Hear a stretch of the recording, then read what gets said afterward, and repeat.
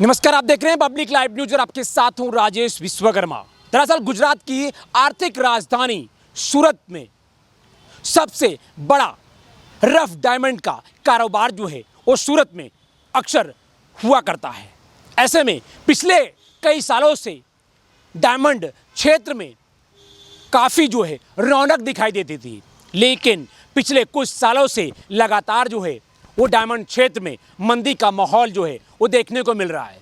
ऐसे में कई ऐसे डायमंड व्यापारी भी हैं जो बड़े डायमंड व्यापारियों के पास से बड़े रफ डायमंड खरीदते हैं और उसके बाद जो है पैसे नहीं चुकाने के बाद वो वहाँ से फरार हो जाते हैं। करोड़ों का जो डायमंड होता है वो बेचने के लिए जो व्यापारी होते हैं, दलाल होते हैं, वो खरीदते हैं और उसके बाद उसका पैसा नहीं चुकाते हैं। ऐसे माहौल में दो जो है शिकायतें क्राइम ब्रांच में दर्ज हुई थी। क्राइम ब्रांच की इको सेल ने इस पूरे मामले को दबिश देते हुए एक मुकदमा दर्ज किया था, अलग अलग दो प्रकार के। दरअसल जिस फरियाद में ये दाखिल किया गया है उसी दोनों फरियाद में 3 जो है उसमें शिकायत करता है और कुल इसमें 3 अभी तक अभियुक्तों को गिरफ्तार किया गया है। एक फरियाद में करीबन 8 करोड़ से ज़्यादा की रकम बताई गई है और दूसरे फरियाद में करीबन 6 करोड़ 70 लाख से ज़्यादा का जो अमाउंट है उसमें धोखाधड़ी का इसमें अंजाम दिया गया है।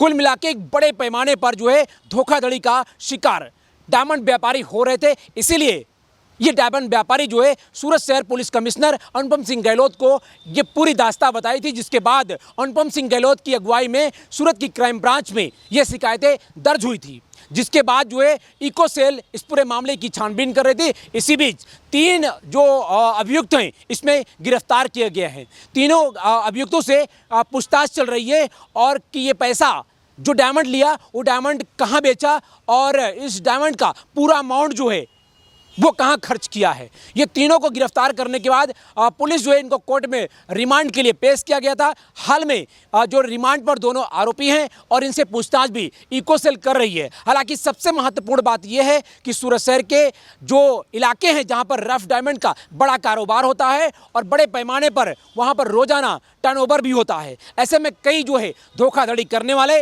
दलाल और एजेंट भी उनके बीच घूमते हैं। उनको लालच देकर उनके पास से बड़े पैमाने पर जो है एलएलपी जो डायमंड होता है वो खरीदते हैं और उसके बाद जो है वो पैसा नहीं चुकाते हैं और वहां से रफू चक्कर हो जाते हैं। ऐसे माहौल में सूरत शहर पुलिस कमिश्नर अनुपम सिंह गहलोत की अगुवाई में उन डायमंड व्यापारियों को कहीं ना कहीं उनको न्याय दिलाने का काम करने के लिए जो है सूरत शहर के क्राइम ब्रांच की इको सेल में मुकदमा दर्ज करके इन तीनों को गिरफ्तार किया गया है। आगे क्या कुछ इसमें आरोपियों के खिलाफ में जो है शिकायतें दर्ज होती हैं या फिर अन्य और कोई आरोपी इसमें शामिल है, उनके लिए जो है पुलिस आगे जो है छानबीन कर रही है। अब देखना होगा इस पूरे मामले को लेकर इको सेल क्या कुछ तफ्तीश करती है। तब तक के लिए आप देखते रहिए पब्लिक लाइव। सूरत शहर समग्र गुजरात एवं भारत बल्कि पूरे विश्व में हीरा की खरीदी और व्यापार के लिए मशहूर है और सूरत शहर में अलग अलग देश के व्यापारी और भारत के अलग अलग राज्यों के व्यापारी हीरा खरीदी के लिए आते हैं। उस हिसाब से सूरत में पूरे गुजरात से बहुत बड़ी संख्या में लोग हीरा के व्यापार के लिए यहाँ पे सूरत में स्थायी होते हैं।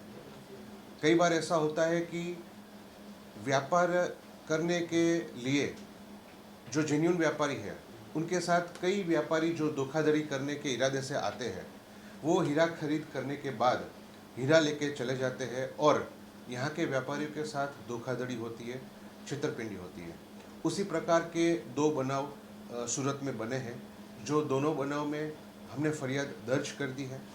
एक फरियाद के आरोपी है अरविंद भाई हीरपरा और दूसरी फरियाद के आरोपी है आकाश भाई संघवी।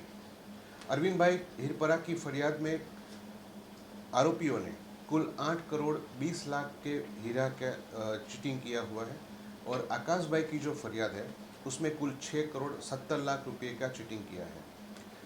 आकाश भाई की फरियाद में हमने हीरा का जो दलाल था रवि वघासिया, उसके साथ सह आरोपी अक्षय जासोलिया और धनराज राठौड़ को हम अरेस्ट कर चुके हैं, रिमांड पे है और उनकी पूछताछ करके आगे की तजवीज़ चालू है।